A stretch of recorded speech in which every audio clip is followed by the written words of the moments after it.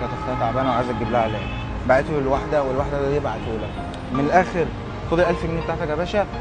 خد ايه؟ بقول لك يا ريس، انت لو كنت عرفت لي فلوس عليك من الاول كنت اديتهولك. لا انت جيت شديت في شديت الكلام، معايا، انت انت اللي شديت جيت في شديت معايا. الكلام. وريك يا بس باشا، ما عجبنيش الحوار وريك يا باشا بامانه. الروشته دي بعد اذنك. تمام ايه؟ مش هتفهم حاجه، ما احناش دكاتره، بس الدواء كتير زي ما انت شايف. يا عم بايظ ماشي يا عم، دول روحته كده ال 500 جنيه. انت روشته خليها وانا معاك واروح اجيبها لك. طيب ثانية واحدة، احنا كنا بنعمل فيك مقلب الصراحة. نعمل ازاي؟